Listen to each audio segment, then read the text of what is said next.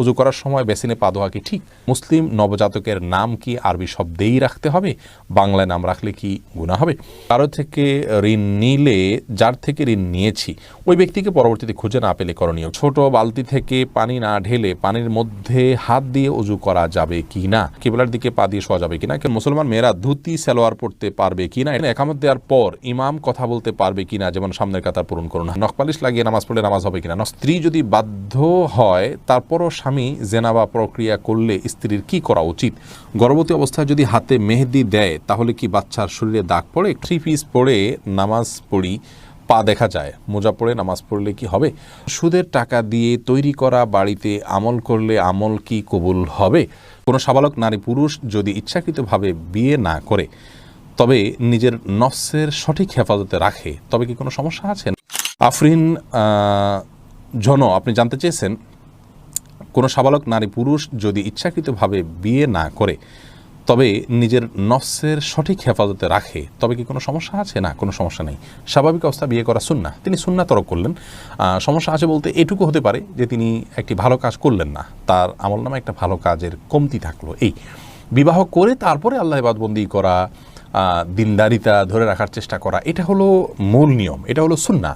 তিনি যদি এটা না করেন তাহলে সেক্ষেত্রে কেমন যেন তিনি সুন্নাহ বিরোধী একটি কাজ করলেন, এটি অনুচিত। কিন্তু এর কারণে বড় কোনো অপরাধ হবে, গুনাহ হবে, বড় কোনো সমস্যা হবে, হারাম হবে, বিষয়টি এরকম না যদি তিনি নিজেকে নিয়ন্ত্রণ করতে পারেন। মুয়াজ ইনসান আপনি জানতে চেয়েছেন, সুদের টাকা দিয়ে তৈরি করা বাড়িতে আমল করলে আমল কি কবুল হবে?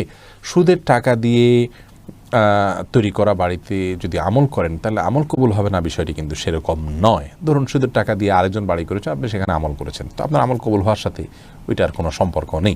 শিখা ইসলাম আপনি জানতেছেন, 3 পিস পরে নামাজ পড়ি, পা দেখা যায়, মোজা পড়ে নামাজ পড়লে কি হবে? পায়ের পাতা ঢাকতে হবে কিনা মেয়েদের নামাজের জন্য মধ্যে এটা নিয়ে মত পার্থক্য আছে। অনেক ওলামায়ে কেরাম এটাকে শর্ত করেছেন। আমি ব্যক্তিগতভাবে এই মতটা চাইতে যারা বলেন যে পায়ের পাতা পাতা বলতে পায়ের পাতার তলের অংশ এটা ঢাকার শর্ত দিয়ে থাকেন, তাদের মতটাকে আমি সমর্থন করি না। পাতার উপরই অংশ, যেটা পাতার উপরের অংশ সেটা ঢাকতে হবে কিনা, অনেক ওলামায়ে কেরাম বলেছেন সেটা ঢাকতে হবে, অনেকে বলেছেন শুধু গিরার নিচ পর্যন্ত থাকলেই হবে কাপড়, পাতা না ঢাকলেও চলবে।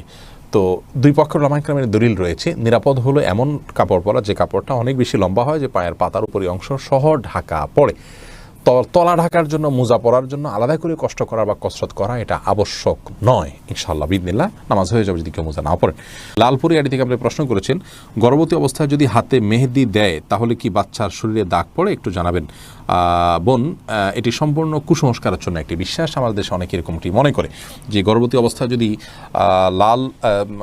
অবস্থায় যদি এরকম কোনো কিছু করা হয়, মেহেদি হাত দেওয়া হয়, তাহলে সেক্ষেত্রে বাচ্চার ক্ষতি টতি হয়। এগুলো সম্পূর্ণ ভুয়া কথা, ভিত্তিহীন কথা। এগুলো বিশ্বাস করা ইমানের সাথে সঙ্গতিপূর্ণ নয়, শিরকে আসগার হয়ে যেতে পারে এই ধরনের বিশ্বাস। অতএব এই ধরনের বিশ্বাস আমাদের রাখা উচিত নয়। কোনো রকম ক্ষতি হবে না ইনশাআল্লাহ বিদিনিল্লাহ।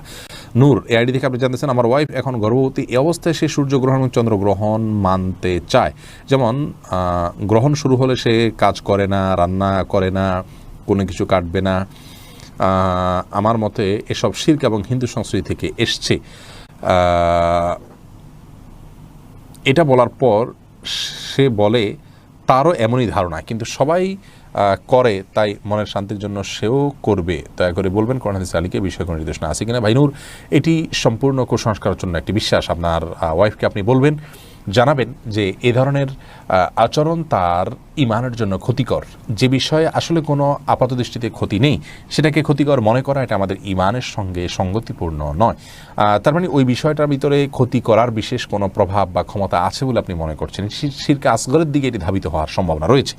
এবং সবাই করে দেখে আমাকে করতে হবে, সবাই অন্যায় করলে আমাকে অন্যায় করতে হবে, এটি তো কোনো যৌক্তিক কথা হতে পারে না। বিধায় তার এই অবস্থান সঠিক নয়। সূর্যগ্রহণ চন্দ্রগ্রহণের সময় গর্ভবতী মেয়েরা এটা করতে পারবে না, সেটাও করতে পারবে না, মাছ কাটতে পারবে না, কোনো কাজ করতে পারবে না। এগুলো সম্পূর্ণ কুসংস্কার, ইসলামের সাথে এগুলোর কোনো সম্পর্ক নেই।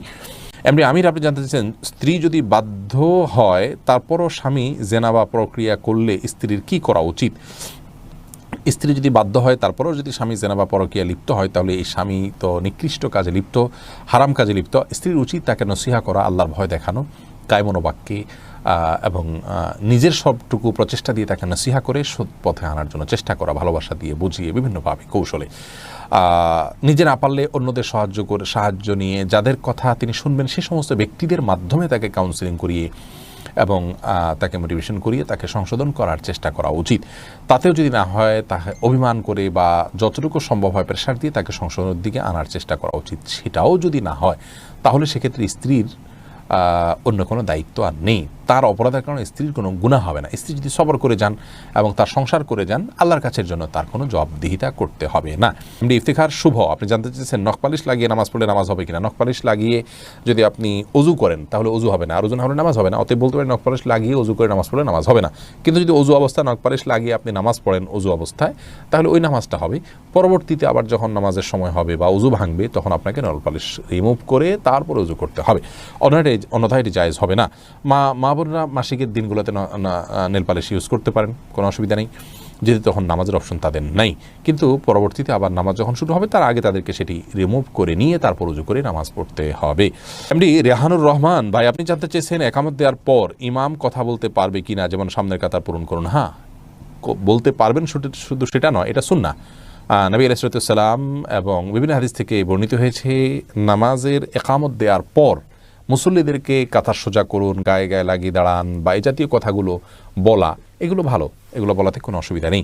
ফারজানা সুলতান, আপনি জানতেছেন কিবলার দিকে পা দিয়ে শোয়া যাবে কিনা। কিবলার দিকে পা দিয়ে শোয়ার ব্যাপারে কোনো হাদিসে নিষেধাজ্ঞা সরাসরি নাই। তারপরও ওইদিকে কেবলা রয়েছে, সেই জায়গা থেকে কেবলার প্রতি শ্রদ্ধার জায়গা থেকে যদি দিকে পা না দেন ভালো, কিন্তু এটাকে হারাম বলা বা নাজায়েজ বলা বা গুনাহের কারণ বলার কোনো সুযোগ নেই, যেহেতু কোন হাদিসে এই বিষয়ে কোনো নিষেধাজ্ঞা নেই। ফারিয়া এনামুল, আপনি জানতে চেয়েছেন ছোট বালতি থেকে পানি না ঢেলে পানির মধ্যে হাত দিয়ে উজু করা যাবে কি না।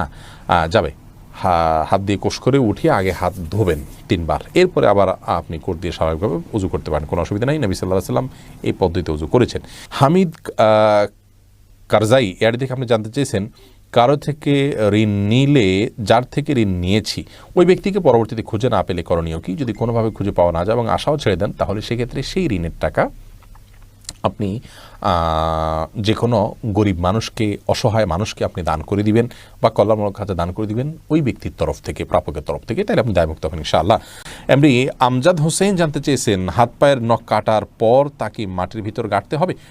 যেহেতু এটা মানুষের শরীরের অংশ, ময়লা আবর্জনা ফেলার জায়গায় না ফেলে এটাকে কোনো মাটিতে দাফন করলে সেটা উত্তম, ভালো কাজ, কিন্তু এটি ফরজ ওয়াজিবের মতো কোনো কাজ নয় যেটা না করলে গুনাহ হবে।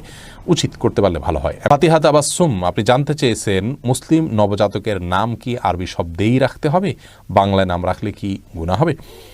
মুসলিম নবজাতকের নাম আরবি শব্দে রাখা আবশ্যক নয়, বাংলা রাখতে পারেন, সুন্দর অর্থবহ হলে যে কোনো ভাষায় নাম হতে পারে। অনেক মুহাদ্দিস আছেন, হাদিসের বড় বড় বর্ণনাকারীরা আছেন, তাদের নাম আরবি ভাষা না ফার্সি ভাষা বা অন্য কোনো ভাষা, যেমন গুন্দুর নামক একজন মুহাদ্দিস আছেন, আমরা অনেকেই জানি, খুব প্রসিদ্ধ এবং বড় বড় হাদিসের কিতাবগুলোতে তার হাদিস রয়েছে, তিনি অনেক বড় মুহাদ্দিস, তো তার নাম আরবি নয়, স্থানীয় ভাষায়। অতএব এটি কোনো দোষের বিষয় নয় ইসলাম শরিয়া দৃষ্টিকোণ থেকে। মোহাম্মদ আরাফাত ইসলাম জানতেছেন ডান হাতে খাবার গ্রহণের সময় প্রয়োজনে কি বাম হাতে পানি পান করা যাবে।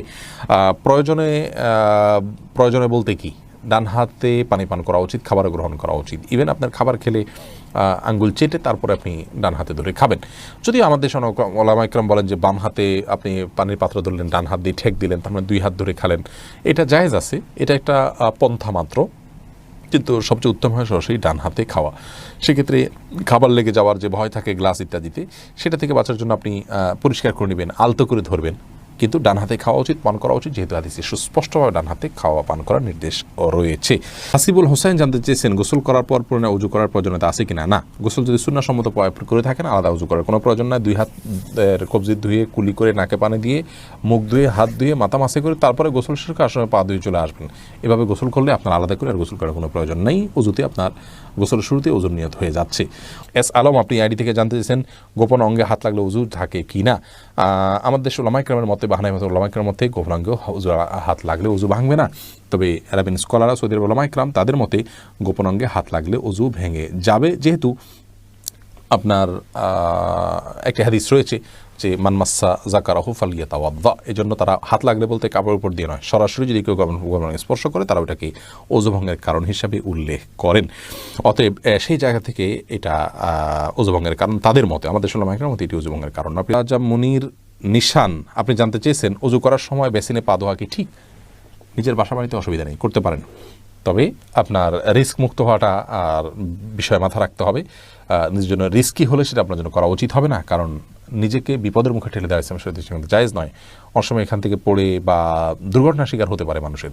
যদি সেরকম না হয়, আপনি আশপাশে কিছু ধরে করতে পারেন, তাহলে এটা জায়েজ আছে। কিন্তু পাবলিক প্লেসে বা বাইরে এরকমটি করা অনুচিত, যেহেতু এটা দৃষ্টিকটু। অন্য ধর্মের মানুষরা আছে যারা এই বেসিন ব্যবহার করবে, তারা দেখে হয়তো ইসলাম সম্পর্কে বাজে ধারণা নিবে, বা তাদের হক নষ্ট হতে পারে, বা আশপাশে পানি পড়ে ভিজে যাবে, জায়গাগুলো নষ্ট হবে।